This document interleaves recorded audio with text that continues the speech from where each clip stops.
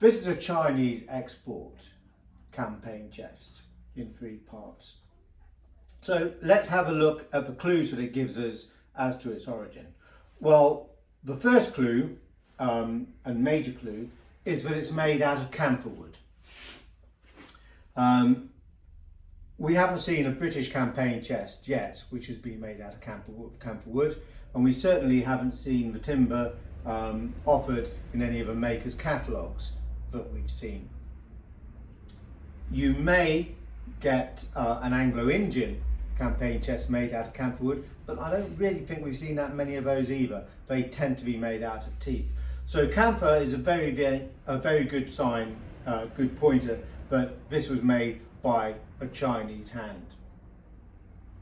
Secondly, this wouldn't have been sold with packing cases. A British chest after the mid-19th century would more than likely have been sold with packing cases, so you wouldn't want handles on the side because you'd need to slide your 2 parts of your campaign chest into the packing cases nice and easily. You couldn't do that with handles. And likewise, you've got an overhanging little cornice moulding to the top here, just to finish the cupboard section off nicely.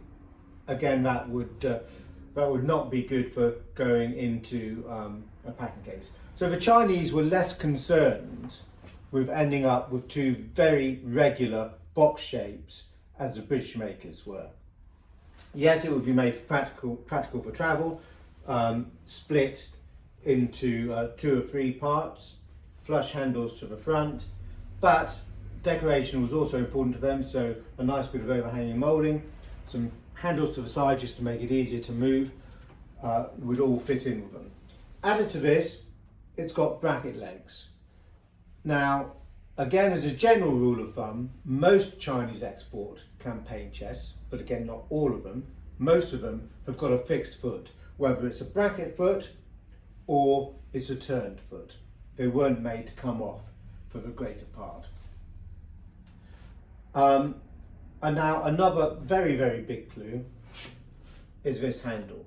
So I'll just move the camera in a little bit so you can get a much closer look at that.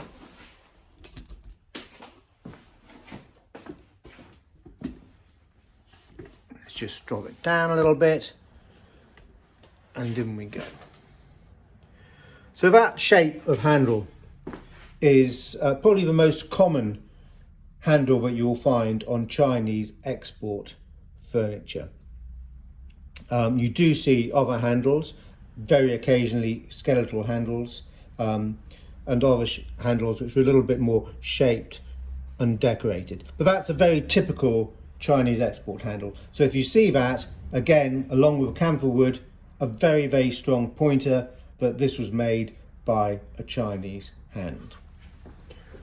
While we're in this close, we can also see this wonderful inlaid ebony stringing. To the corners, they've used horn.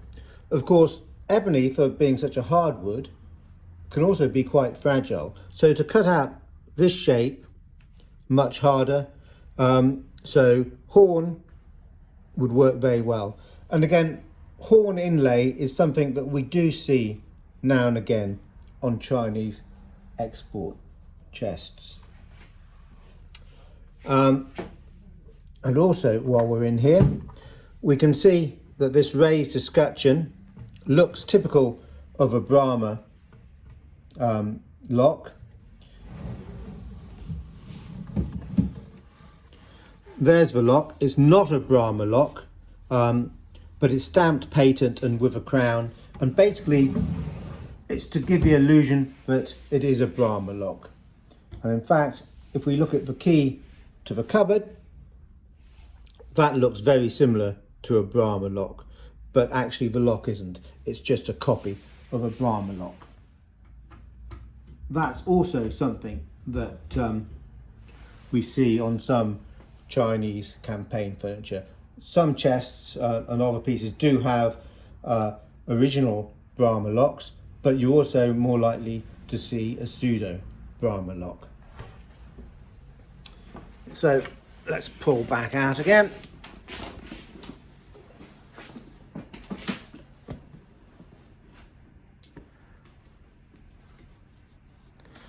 Now another attribute, which I'm not going to be able to show you, is the lugs which join the sections together. Chinese campaign chests tend to have rectangular lugs, like little tenons really, which will go into a corresponding rectangular socket. Another good clue that it's Chinese export. British chests tend to have a round lug, or occasionally you might get a fixing bolt rather than lugs. So there you go. Hopefully with all of those clues you'll easily be able to recognise a Chinese export campaign chest. So onto the chest. Well, it's very nice that it's a 3 parts chest. Makes it far more practical. And if we look to the top section, we can see that we've got 2 linen press slides which pull out, and that makes it very useful indeed. Now there are a few anomalies to the top section. If we look at the backboards, they all match very well indeed. The colour's good, the construction is all very good. But if we take a little bit closer look here, we can see that the strap work to the top section is slightly longer than to the bottom. Also, on the underside of the cupboard, there's evidence that it had rectangular fixing lugs, but there are no sockets for them to fit into to the top of the chest. Very unusual. So the lugs were cut off at some stage, but there were never any made for the top. Why would that be? Well, we're never going to be 100% sure, but I think quite a strong theory is that the chest was made, and when you went to buy it, you also had the option of adding a top section to it. And the top section would either be made while you were still in port, waiting to go, and added to it, or it might have been already made and in the workshop, and then just added to this chest. And the top of this chest, underneath the cupboard, does show some signs of having been polished, so that would kind of fit in. But everything else about the cupboard points to it coming from the same workshop. The colour of the timber, the construction, the backboards, they're all good. That all adds up. But there's a story there somewhere, we'll probably never know. But this is a good chest, Chinese export, made in one of the Chinese ports. Of course, they're all over the region working. We can't be sure that it would have come out of Canton. There's no label to it. There are some Chinese characters that we found on it, cabinet makers' marks. One of them said up, I think. Things as simple as that, rather than a signature.